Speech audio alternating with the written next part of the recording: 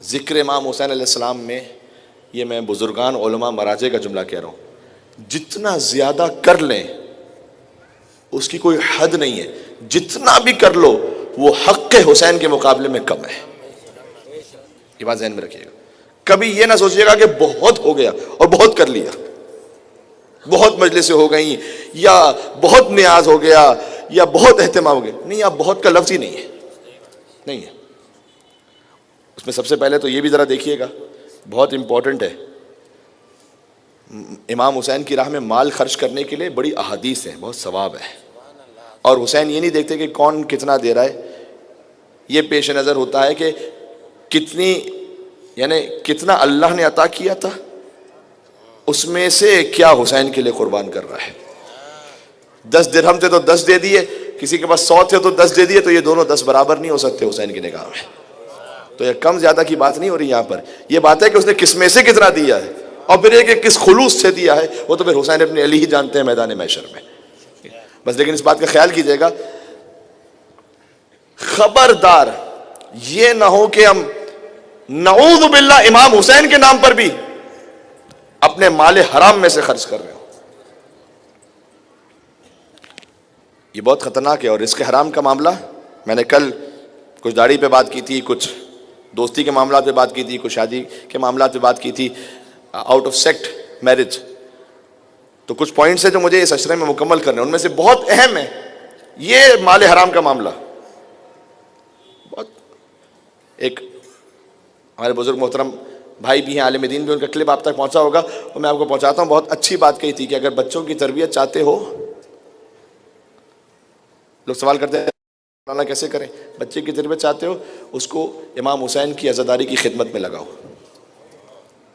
وہ عزاداروں کے جوتے صاف کرے، جوتے سیدھا کر کے رکھے، چائے بنائے، نیاز تقسیم کرے، فرش عزا بچھائے. یہ تربیت خود ہو جائے گی، ٹھیک ہے. لیکن اگر گھر میں مال حرام سے بچے کی پرورش ہو رہی ہے، پھر آپ یہ توقع نہیں رکھیں کہ دل میں عشق امام حسین علیہ السلام. اچھا مولانا صاحب، ہم تو کوئی نہ شراب بیچ رہے ہیں، نہ کوئی سود کھا رہے ہیں، کچھ بھی نہیں کر رہے، ہم تو مال حرام. ہاں ٹھیک ہے، ماشاءاللہ یہ تو نہیں کر رہے. بہن کو وراثت میں حق دے رہے ہیں یا اس کی وراثت غصب کر کے بیٹھے ہوئے؟ بیٹی کو جو اسلام نے جائز شرعی حق دیا ہے وہ دے رہے ہیں، زوجہ کو جو جائز شرعی حق مہر ہے وہ دے رہے ہیں. یہاں تو کتنے، مجھے تو آج بھی ایک فون آیا تھا، اور یہ تو روز کا معمول بنا ہوا ہے. ایک خاتون نے فون کیا کہ مولانا صاحب میرے شوہر کے جو بھائی ہیں، انہوں نے ماں باپ کا انتقال ہو گیا، تو ہم اوورسیز رہتے ہیں، انہوں نے ہمارے نام سے جعلی کاغذات بنا دیے، جعلی سائن، جعلی سٹیمپ وغیرہ کر کے ساری جائیداد اپنے نام پر کر لی، ہمیں وراثت سے محروم کر دیا. یہ ایک دن کی بات نہیں ہے، یہ تو ہر دن کی کہانی ہے. ہر دوسرا تیسرا مومن کہہ رہا ہوتا ہے کہ ہمارا وہ ہم فلاں مومن کو قرضہ دیا تھا، وہ قرضہ ہڑپ کر کے بیٹھ گئے، لیکن جا رہے ہیں بار بار امام حسین کی زیارت پر. ایسی مثالیں ہیں یا نہیں؟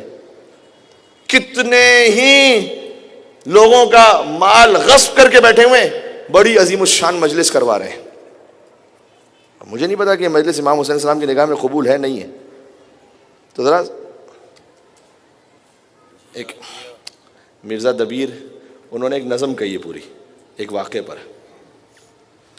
اب تو مومنین یہ کہنے لگیں کہ مولانا اپنوں سے اعتبار ہی اٹھ گیا ہے، ہم نہیں کام کرنا چاہتے اپنوں سے. بعض لوگ یہ کہتے ہیں کہ مولانا صاحب نیکی کا زمانہ ہی نہیں رہا.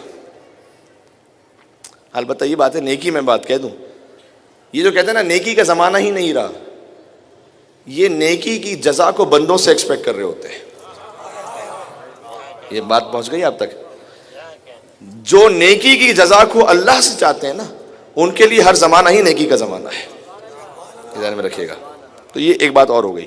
لیکن کسی کا مال غصب کر لینا اور اس کے بعد پھر بڑے مومن بن گئے، بڑے بظاہر دیندار متقی بن گئے، یہ تو میں مرزا دبیر علیہ رحمہ، انہوں نے ایک نظم کیا ایک واقعے کو.